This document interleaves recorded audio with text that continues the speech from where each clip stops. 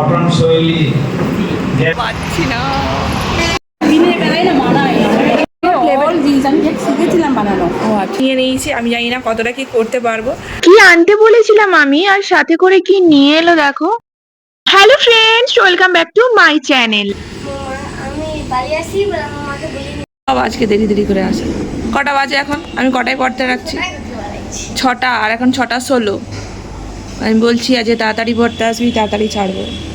এখনো পূজার আইসা করছি। মানে আমি এখন আসি দাঁত মাঝে তার মাঝে মাজাও হয়নি, এমনি বসে আছি। ঘুম ছাড়েনি। আর অন্যদিন এতবেলা পড়তে চলে আসে। আসলে যেদিন তাড়াতাড়ি দেরি করে ওটা আবার বলে আছে, কালকে বলে মানে যেদিন ম্যাম তাড়াতাড়ি আসতে বলে সেদিনই দেরি হয়ে যায়। আমি আগে থেকে বলে দিই দেরি হয়ে যায়।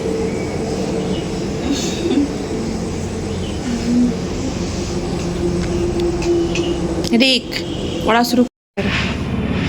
ওই কটা বাজে রে? আবার দাঁত বের করে হাসি সবগুলা দেখ। আর এইদিকে দেখো, বাবা আর ভাই যাচ্ছে খেলা প্র্যাকটিসে, মানে ভাই খেলা প্র্যাকটিসে যাচ্ছে আর বাবা সঙ্গে নিয়ে যাচ্ছে। বাবার জন্য পড়ানোও ছুটি দিয়েছে। আর এইদিকে সোনুকে সকাল সকাল খাওয়ানো হচ্ছে শিউলি পাতার রস।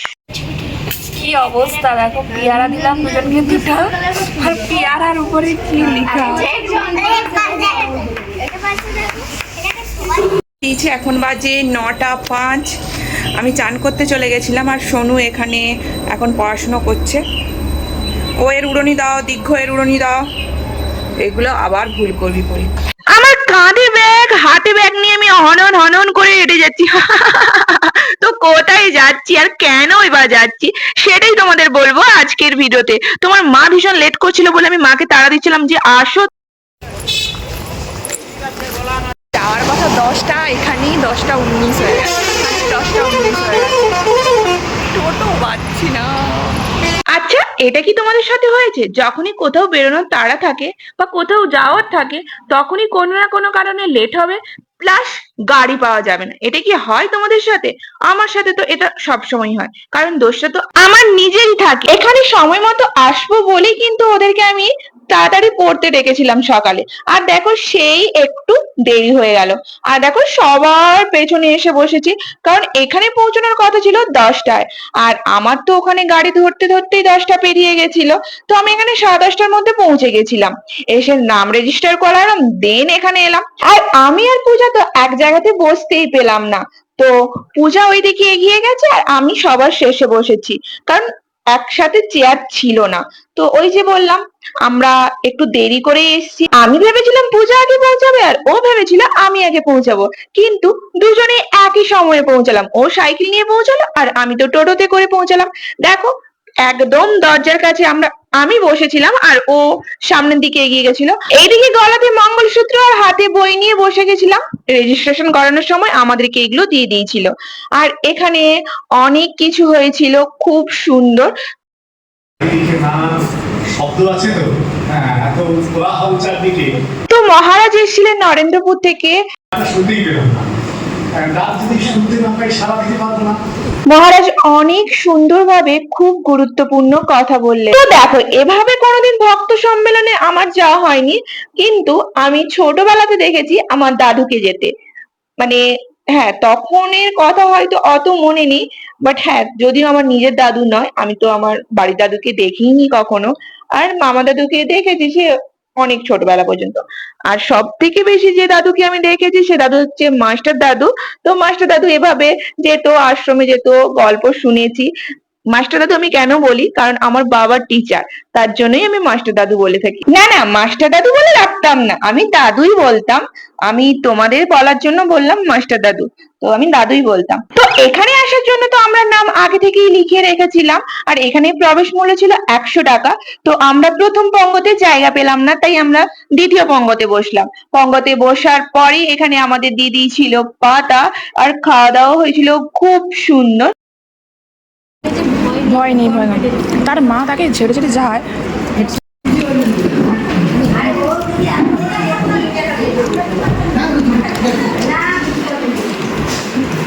পাতাগুলা ভেঙে এখনো শেষ হয়নি।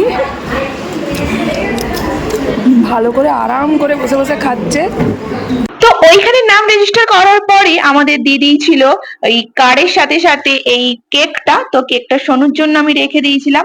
আর এখানে বাড়ি এসে এখন ব্যাগ থেকে সমস্ত জিনিসপত্র আমি বের করছি। আর আমি তো ভেবেছিলাম হয়তো সোনুর স্কুল ছুটি আগে হয়ে যাবে, আমার পৌঁছতে হয়তো দেরি হয়ে যাবে, কিন্তু না না, স্কুল ছুটি হওয়ার 10 মিনিট আগেই আমি গেটের সামনে গিয়ে দাঁড়িয়েছিলাম।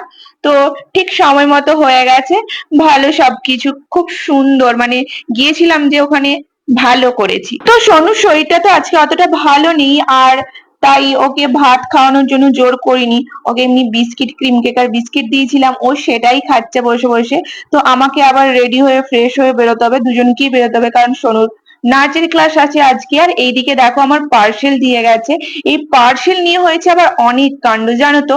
কারণ আমি দেখেছি মিশোতে অর্ডার করলে, আমি জানি না এটা ক্যাশ অন ডেলিভারি করলে এটা হয় কিনা, বাট অনলাইন পেমেন্ট করলে এটা হয় আমি জানি। তোমাদের সঙ্গেও কি এরকম হয়? কারণ আমি অনলাইন পেমেন্ট করে রেখে দিই জানো তো। দেখো আমার মা, দেখো এখনই বসে গেছে ও কি বলে কুশের কাজ করতে। তো এইসব কি চেন ফেন করতে হয়, আমি তো শখে নিয়ে নিয়েছি, আমি জানি না কতটা কি করতে পারবো। তো মা এখন চেন বুনছে, চেন বুনছে।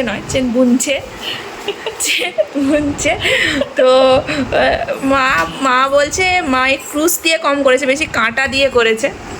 তো তো ঝামেলাটা কি নিয়ে হয়েছে জানো তো? ওটিপি নিয়ে। তো আমার ফোনে না রিচার্জ শেষ হয়ে গেছে, আর আমি কেন জানি না আমার ফোনে না ফোন ঢুকছে না। রিচার্জ শেষ হয়ে যাওয়ার পরেও ফোন আসে যায়, বাট আজকেই কেন জানি না ফোন আসছে না। আর আমার বাড়ির সবাই ভেবেছে আমি নাকি ফোন অফ করে রেখেছি। আমি কেন ফোন অফ করে রাখবো? আমি তো ফোন অফ করেই রাখিনি। হ্যাঁ আমি জানি আমি ভক্ত সম্মেলনে আছি, ফোন বাজলে অসুবিধা হবে, আমি ফোন সাইলেন্ট করে দেবো, কিন্তু ফোন অফ করবো কেন? বাট ওরা সবাই ফোন করছিল, ফোন নাকি বন্ধ বলছে। আর পার্সেল যিনি দিতে এসেছিলেন উনি বললেন আবার পরে আসবে, এই 2:30-3টের দিকে আসবে। বাট আমি 3:30 পর্যন্ত ঘরে ছিলাম জানো, 3:30 পরে নাচের ক্লাসে বেরিয়েছি, তখনও পর্যন্ত আসেনি দেখে আমি নাচের ক্লাস চলে গেছিলাম। আর উনি তারপরে আবার এসেছিলেন, তো সেই একই ব্যাপার, যেহেতু ওটিপি পাইনি, খুব রাগারাগি করছে, খুব বিরক্ত দেখাচ্ছিল। তো মা আমার অ্যাড্রেসটা বললো, আমি কোথায় ছিলাম সেখানে গিয়ে আবার ওটিপি নিল। তো মানে সে খুব বাজে ব্যবহার করেছে, এরকম বাজে ব্যবহার আশা করিনি। অন্যদিন তো এরকম প্রবলেম হয় না কোথাও আমার তরফ থেকে। বিয়ার পট্টি করছে সেই সামনে আর এই যে মানুষের পেজ, মানুষটা বলো কিরকম একটা যেন হাতে দিয়ে বুঝছে মানুষের কোনো হুঁশ নেই, পেজ কোথা হুঁশ নেই, পরীক্ষা দিবে। আর পেজটার অবস্থা দেখে লোকে হাসি পেয়ে মানে পেজটা ছিল মানে এটা আর 6 মাস টিকবে? 6 মাস যাবে কি এই বইটা? আর এই পেজটা গুছিয়ে রাখ। আছে সেদিকে দেখেছি ও তো জানেই নি যে পেজটা উড়ে চলে গেছে। এই বাচ্চা পেজটা যে বইয়ের কাছে নেই ও সেটা জানেই নি। মিঠি যদি না আনতো, খোঁজ নেই। দুটো পেজ উড়ে গেছে, সেটা পুরো ঢুকিলে এই বাচ্চা। আরে গুছিয়ে রাখ, বই ফেরত নিবে স্কুলে। বই ফেরত নিবে নি? না লিখ বই। আর এইদিকে তো সে আরেক কাণ্ড, আনতে বলেছিলাম পিৎজা, এনেছে আইসক্রিম। মানা যায় বলো এটা? না এটা কি মানা যায়? তো ভাইরা তো বিকেল বেলার দিকে গেছিল হলদিয়া বিগ বাজার, তো আমি ওদেরকে বলেছিলাম, মানে আমি আমার ভাইকে বলেছিলাম পিৎজা আনতে। তো ওর বন্ধুরা মিলে গেছিল, ওদের আবার একটা কাণ্ড ঘটেছে, মানে ওদের সঙ্গে একটা কাণ্ড ঘটেছে। কাণ্ডটা এই, ওরা বাসে ব্যাগ ছেড়ে দিয়ে চলে এসেছে। মানে ওর এক বন্ধু ছিল, সে বাসে ওই বাঙ্কার গুলো হয় তাতে ব্যাগ তুলে রেখেছিল, নামার সময় মনে নেই। আর আমার সাথে সকালে যে ঘটনাটা ঘটলো, মানে ওই যে দুর্ব্যবহারটা করলো ওই পার্সেল যিনি দিতে এসেছিলেন, ওটা ওনার থেকে আশা করা যায়নি। হ্যাঁ কোনো কারণে ফোনে প্রবলেম হয়েছিল, হ্যাঁ ওনারও হয়তো দরকার ওটিপিটা, বাট আমি তো আর ইচ্ছে করে করি